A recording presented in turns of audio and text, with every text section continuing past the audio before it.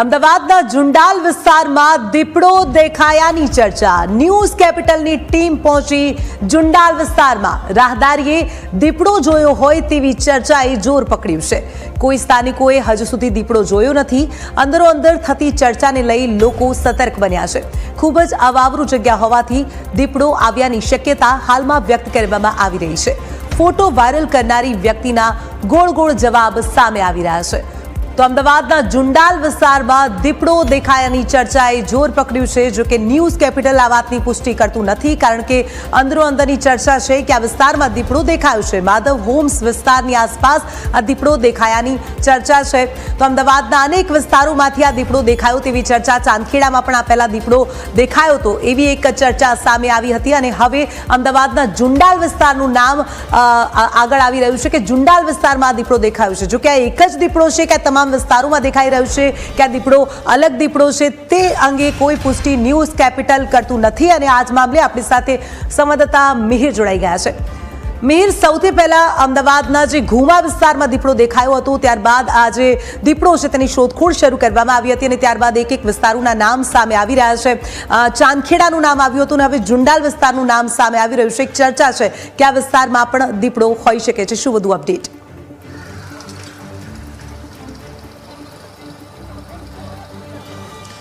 બિલકુલ જિંકલ, જે પ્રમાણે ગતરોજ ગુમા વિસ્તારની જે શરણદીપ સોસાયટી હતી તેમાં રાત્રિના સમયે છે મોડી રાત્રે એક દીપડો છે તે પહોંચી આવ્યો હતો। ત્યારબાદ વન વિભાગની ટીમ પણ છે ત્યાં પહોંચી હતી। વિવિધ 4 જગ્યા પર જે શંકાસ્પદ જગ્યાથી ત્યાં પાંજરા મૂકવામાં આવ્યા હતા। પરંતુ હવે આજે સવારે વધુ એક ફોટો છે તે સામે આવ્યો છે। ગતરોજ છે તે સીસીટીવી આવ્યા હતા ને તેમાં તો પુષ્ટિ પણ થઈ હતી કે જે દીપડો છે તે આવ્યો હતો, તેના નિશાનો પણ હતા।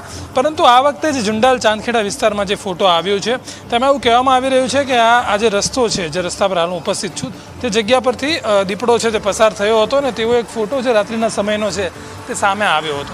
હવે અહીં જે લોકો છે, ના તો કોઈ લોકો ના પછી કોઈ સીસીટીવી, કારણ કે તમે જુઓ, હું તમને બતાવું પહેલાં આ જે જગ્યા છે, આ જગ્યા પરનો તે ફોટો હોય તેવું તેમનું કહેવું છે અને સામે જ તે સીસીટીવી છે, આપ જોતા હશો। હવે આ જે સીસીટીવી છે, આ સીસીટીવીને ચેક કરતાં એવા કોઈ પણ દ્રશ્યો છે તે હજુ સુધી જોવા નથી મળ્યા।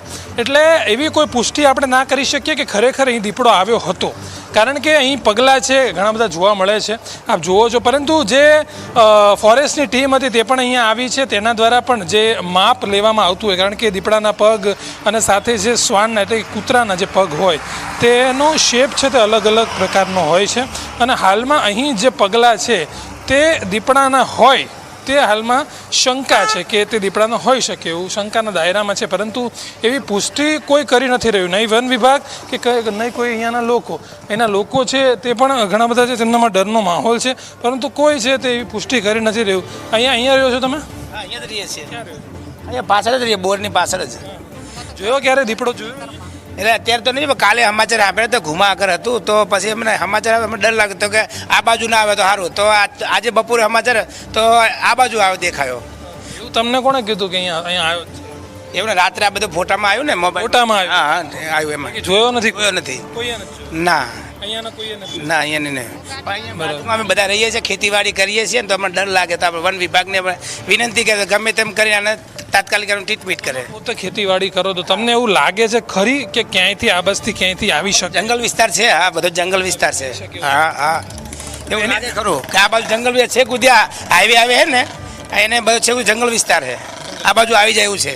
તો એ હાઈવે થી ઘેરાયેલો છે ને જંગલ વિસ્તાર? હા હા, તો જંગલ વિસ્તારમાં જ આવે ને, હાઈવે કદાચ ના, જંગલ વિસ્તાર છે, કુદી છે। ક્યારે બન્યું છે ખરી કોઈ પ્રાણી આવ્યું આ બાજુ? હજી એવું આવું મોટા મોટા પ્રાણી તો નથી આવ્યા, પણ નાના એવું તો નાનું ઘણું એવું તો દેખા, બાકી આ મોટા તો એવું કંઈ નથી। પહેલી વખત આવો કિસ્સો બન્યો। કેટલા સમયથી રહ્યો છો તમે? અમે ઓછામાં 7 વર્ષથી રહીએ છીએ। બીક લાગે? ડર લાગે, રાત્રે ઊંઘવું મુશ્કેલ પડશે, કારણ કે આ બધું તકલીફ રહ્યું। મારું અહીંયા માધવ હોમમાં 1 નંબરનું છે। હવે રાત્રે જેવો વિડીયો વાયરલ થયો ને તો અમે સવારમાં તો ડરી જ ગયા હતા કે આનું બધું બંધ રાખો, કેમ કે આવું દીપડાનું કામ। અને સવારે હું રોજ મોર્નિંગ વોકમાં જાઉં છું, પણ કાલે હું આજે ગયો જ નહીં, કેમ કે હવે દહેશત એવી થઈ ગઈ છે। અને મુખ્ય કારણ એ હતું કે સામે અમારે બધી ઝાડી બહુ છે અને આ ગાંધીનગરવાળા મ્યુનિસિપાલિટીવાળા હજુ કંઈ રોડ રસ્તો બનાવતા નથી।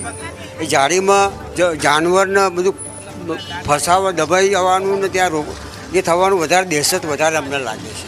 એટલા માટે મારી એક રિક્વેસ્ટ એ છે કે અહીંયા જેમ બને એમ જલ્દી જે 100 ફૂટનો રોડ મૂક્યો છે એ બને તો આ જંગલી જાનવરથી અમે બચી શકીએ અને દહેશત દૂર થાય.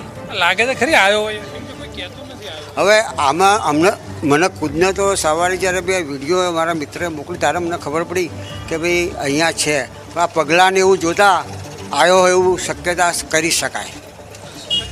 હા, બિલકુલ. એટલે ફરી એકવાર આપણે તે દ્રશ્યો બતાવવાનો પ્રયત્ન કરીશ કે જે આખું જે જગ્યા છે કે જે જગ્યા પર એવું માની શકે અને જે પ્રમાણેના પગલાં પડ્યા છે. આ એક મહારાજ છે તે પણ કહી રહ્યા છે.